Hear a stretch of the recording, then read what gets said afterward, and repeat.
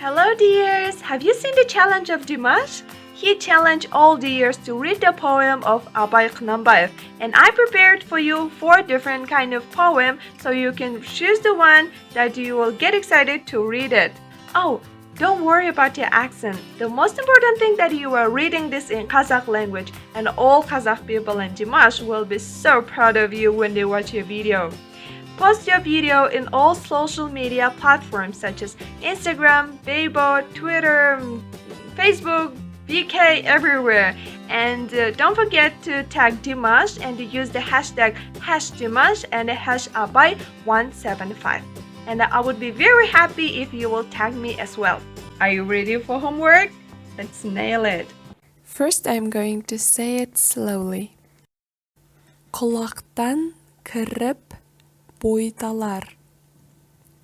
Әсем әнмен тәтті күй. Көңілге түрлі ой салар. Әнді сүйсең менше сүй. Now I'm gonna read it normally. Құлақтан кіріп бойдалар. Әсем әнмен тәтті күй. Көңілге түрлі ой салар. Әнді сүйсең менше сүй. Slowly. Әсемпаз болма әрнеге.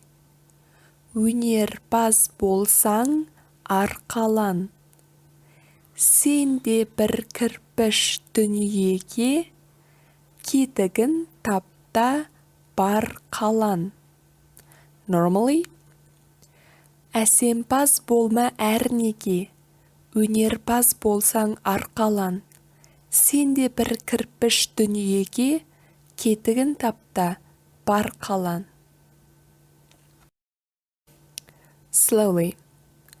Өлең сөздің патшасы, сөз сарасы.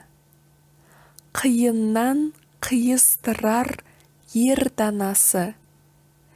Тілге жеңіл, жүрекке жылы тиіп, теп-тегіс жұмыр келсін айналасы. Normally. Өлең сөздің патшасы, сөз сарасы. Қиыннан қиыстырар ер данасы. Тілге жеңіл, жүрекке жылы тиіп, теп-тегіс жұмыр келсін айналасы. Slowly. Сенбе жұртқа тұрса да қанша мақтап. Әуретеді ішіне қулық сақтап.